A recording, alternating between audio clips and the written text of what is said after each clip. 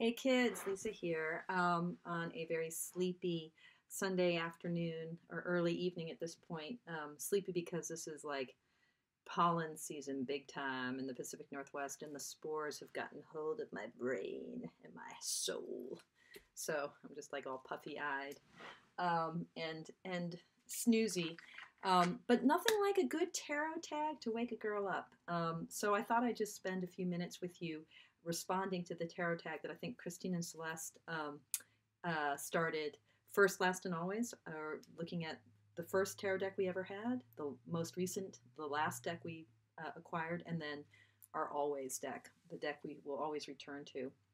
And I've really enjoyed people's videos on this. Tom Benjamin's, Katey Flowers, I just finished watching hers. So here we go. Let's dive right in, shall we? So this was my first deck, and actually not this Thoth deck, not this one. This is the B deck. Samuel Weiser's. I think Stuart Kaplan dates it 1969, and I just acquired this about a year ago. Inspired, in fact, to search for this through a really wonderful video that Patrick in the 78 cards did, and I'll try to remember to link to that. My first version of this deck, it must have been in the, I'm thinking 89 maybe. I was living in Berkeley, and young person, discovering I Ching, going to the Berkeley Psychic Institute to take classes in meditation. That's when I first started meditating. Learning about my aura, not really like way too, analytical gearhead person to really kind of dive into this stuff really, but then also too much of a freak not to dive into it. And I bought I guess it must have been a greenie, a white box. I remember the box. It was a white tuck box, and it had 3 Magus cards in it. And I was drawn by, the artwork. And of course, in that deck, the artwork, this vintage deck, the artwork is not so vivid. Actually, this is one of those cases where having a vintage deck means that you might get a less vivid product. And I just remember, oh my God, I remember these cards, and I was learning tarot from, just playing with it. I remember how blown away I was by the Empress and the Emperor, which is actually my soul card. And I was learning it the way you do, where you flip to it must have come with a little white book. I don't really remember, but I remember reading these little definitions and doing readings for myself and my friends, and sort of journaling. I remember the Hermit card really was a powerful card for me, and didn't know what to do with the Lust card. It was like, it's like I had just learned to drive and I got the keys to, somebody's Ferrari. It was like way too much deck for me. I was so drawn to it, but also terrified of it. And I had no mentoring, not that many of us do, but there was no one around me for me to lean into. I remember my friend, we bought our tarot decks together, and she was drawn to the mother piece. And so it was like, she was in a very different tarot world than I was in. I remember art. Anyway, I was living in this, I got the tower one too many times. That freaked me out. I remember the star card really was a powerful influence on me. But I didn't know how to integrate the way these cards were influencing me. And I didn't know really what to do with any of it. So I played with them, and I was living in this studio apartment, and it was probably a 1920s building, and so it was a teeny tiny apartment, but it actually had a fireplace. And I remember one day, I can't remember exactly what the reading was, but I became increasingly convinced that the deck was possessed and evil. That it was that Crowley's energy was just not good, not healthy, that the deck was not just too intense, but was actually actively a negative influence on me and was bringing some bad shit into my life. And you know, although I was, this was another, the Princess of Wands. There were cards that I could kind of lean into. The Princess of Swords was one of these. Cards that felt like they were nurturing in some way or resonated. Sorry, I'm getting there. But by and large, the deck as a whole felt hostile. And, you know, something like Debauch, it just felt unwholesome.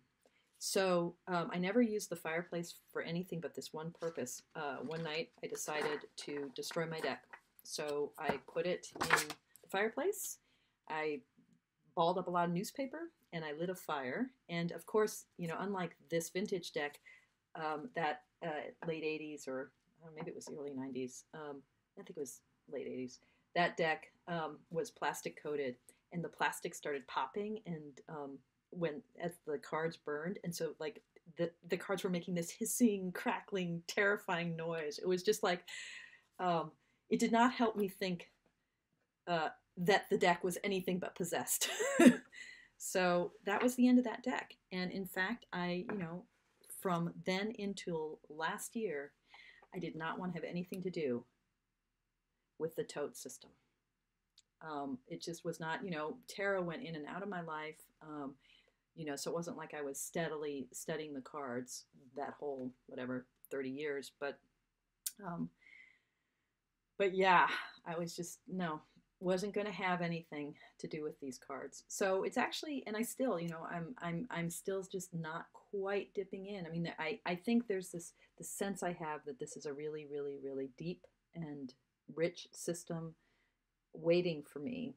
And when the moment is completely right, I will dive in. Okay, so first deck.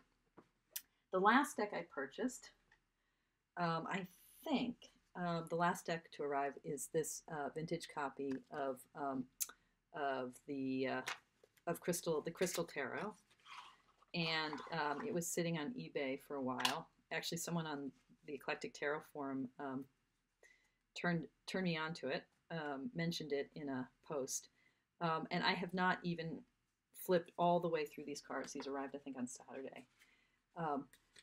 But, you know, this deck is still in print. But the thing about this vintage one is that, oh, it's stuck on my computer. The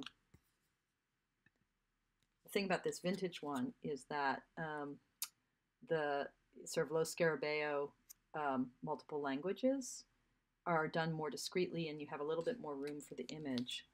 And this deck, I mean, it's just, I've been gawking at images of it online for a long time, but never quite took the plunge. Sort of always imagined that I would get it. The backs are really pretty too, with the peacock. And I'm trying to remember, so this deck has the wands are air, is that right? And the cups are air, and the swords are water. There you see it.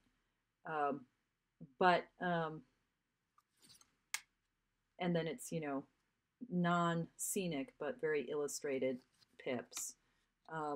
So it's an idiosyncratic deck, and I don't know very much about it. I haven't studied it yet, but you know, it's sort of similar. I mean, I love pip decks, so you know, it's sort of similar to getting interested more and more in coming back to the Thoth deck, wanting to really spend some time thinking about the pips and thinking about different systems. And I think that, you know, a lot of this year is going to be about thinking about different systems. So I mean, this just came, I haven't really researched it. It's a deck that I've been kind of interested in for a while now, but without really researching it. And if it hadn't popped up, if it hadn't gotten mentioned in a eclectic forum,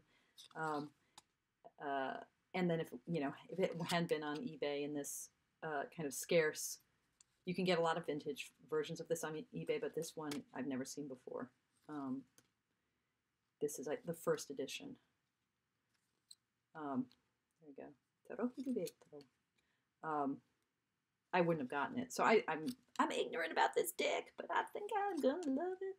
Okay, so Crystal Tarot, Elisabetta Trevigiani.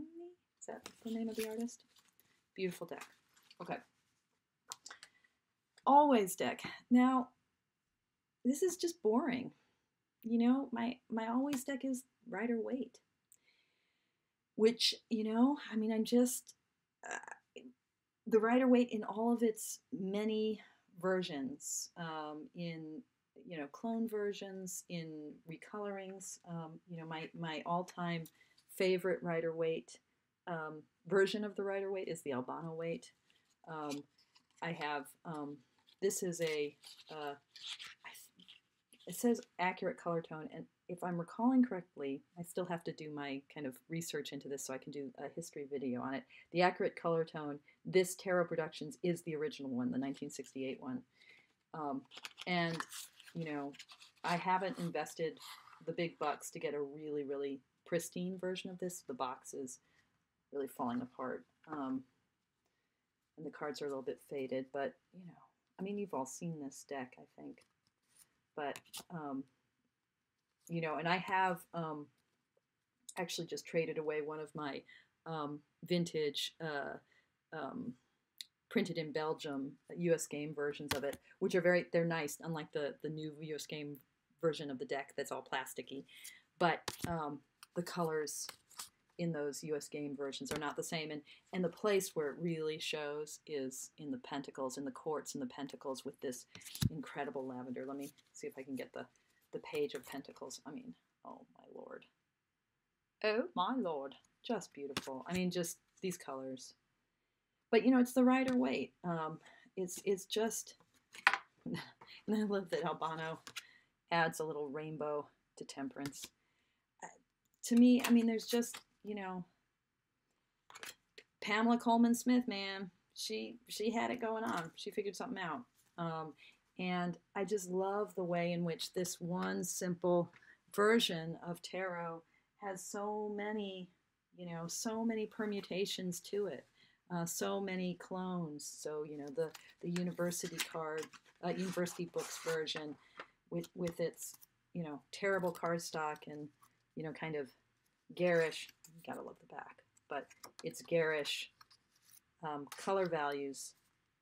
But, you know, it just, even when the Rider Company wasn't printing this deck, you know, it's getting printed nonetheless.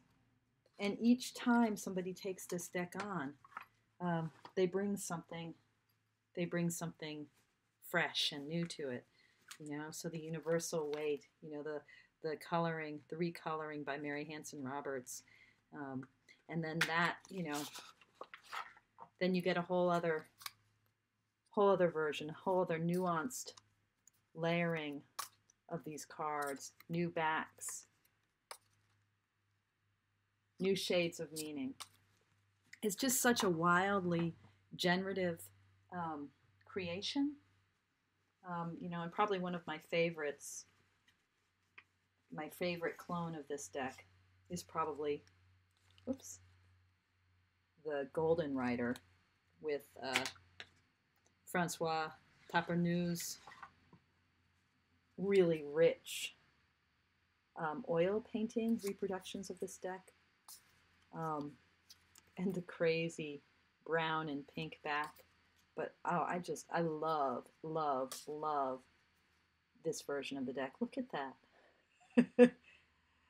Oh, look at the pink and her blue eyeshadow and the pink bolster, right? And the green and the onk. Ah, just love it. And look at the lovers. So I think, you know, when all is said and done, you know, I'm just going to keep coming back to the Rider-Waite, just like all of us. That's not what I wanted to show you. Just like all of us come back again and again to to this imagery, you know, Pamela Coleman Smith, the Centennial Edition, you know, try mining these old images for their meanings, making them new for a new audience. You know, it's always going to be there for us. It's always going to be the deck that really brought tarot into the modern world, into the industrial age. Now that said, I have a feeling that it hasn't been in my life long enough. But, you know, again, as I was saying with all the pip decks and the ways in which the last year or so I've really been increasingly drawn to study sort of scenic and not so scenic pips. I'm sorry, illustrated but not so scenic pips. There's something about classic tarot, about Stuart Kaplan's version of the Claude Bourdelle. Well, actually, I think of a late 19th century redrawing of the 18th century Claude Bourdelle Marseille. There's something about this deck with its kind of, you know, you can really see it in the cups, but like this kind of bubbly cups and these sweet colors, this sort of rich colors, and the ways in which he's color coded the suits, the sort of the quartz of the suits. So the wands have all of this green and yellow, and the cups have blue and gold, and I really, really resonate. The swords have this pink and yellow. I really resonate with this deck, but I've only been working with this deck for about 6 weeks, so I can sort of imagine that this deck is going to actually become, oddly enough, an always deck for me. Okay, that's probably enough for now. I'm going to go now succumb back to the land of pollen and nap, and